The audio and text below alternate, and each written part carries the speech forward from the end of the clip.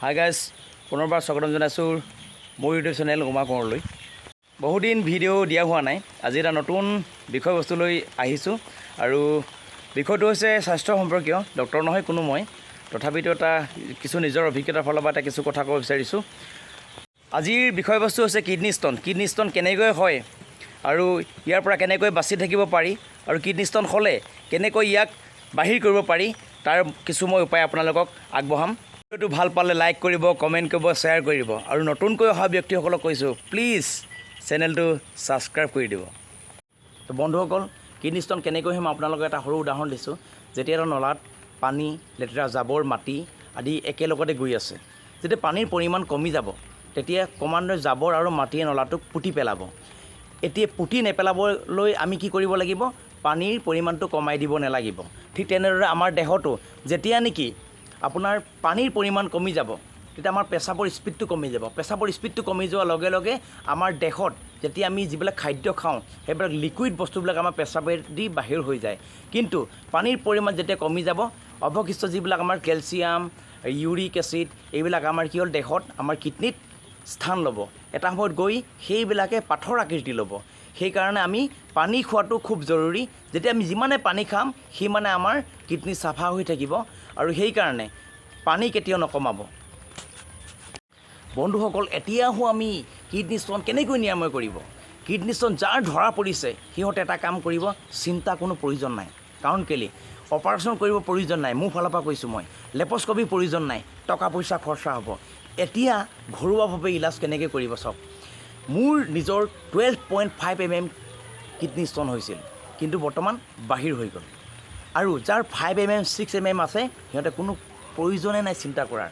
এতিয়া মই কেনেকৈ আউট কৰিলোঁ তাৰ মই এটা উদাহৰণ দিম।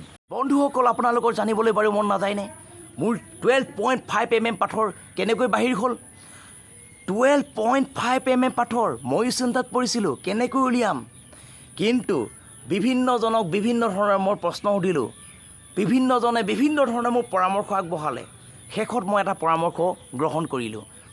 ডক্টৰ ছাৰে মোক যি পৰামৰ্শ দিছিলে, নীৰ টেবলেট ব্যৱহাৰ কৰিব দিছিলে, সেই টেবলেট মই সুন্দৰভাৱে ব্যৱহাৰ কৰি গ'লোঁ। আৰু লগতে মই ৰাতিপুৱা শুই উঠি খালী পেটত 3-4 খিলা দুপৰ টেঙাৰ পাত খালী পেটত মই চোবাই খালোঁ।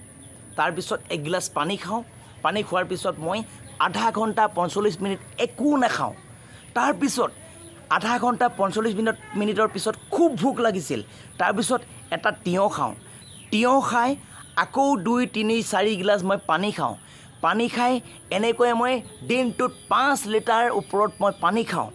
তাৰপিছত খুব জোৰকৈ পেচাব লাগে, পেচাবৰ স্পীড বাঢ়িল। তেনেকৈয়ে মই 2-3 মাহ গুচি গ'ল।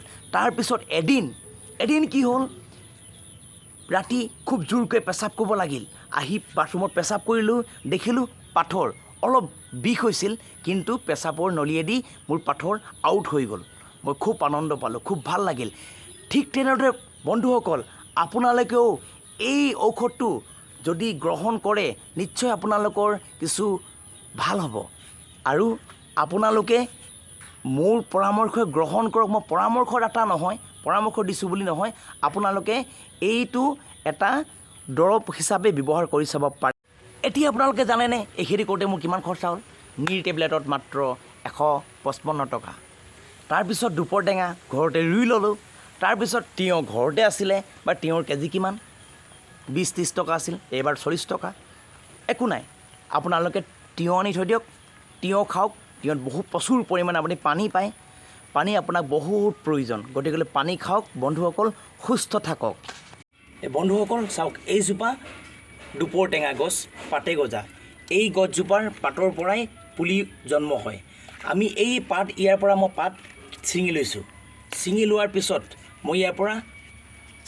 পিছত এই পাতখিলা মই খালী পেটত এনেকৈ লৈ মই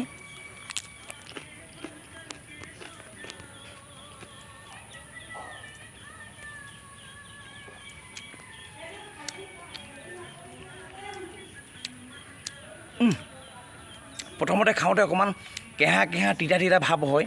তাৰপিছলৈ ক্ৰমান্বয়ে আপুনি টেষ্টটো পাই যোৱাৰ পিছত বহুত ভাল লাগে। কিন্তু ভোকো বহুত লাগে। ভোক লাগিব আধা ঘণ্টা, যেন তেন আপুনি 1 ঘণ্টা পাৰিব। কিবা এটা খাব মন যাব, তেতিয়া আপুনি কি খাব? তিয়ঁহ খাব আৰু খুব পানী খাব। গৈ পাব আপোনাৰ পাথৰ গায়ব। কিন্তু कुछ तो पाने के लिए कुछ तो खोना पड़ेगा ना। গতিকে এই পাথৰটো উলিয়াবলৈ আপুনি এই টেষ্টটো সহ্য কৰিব লাগিব প্ৰথমতে। খুব কষ্ট হয় কিন্তু লাভ হ'ব। ধন্যবাদ।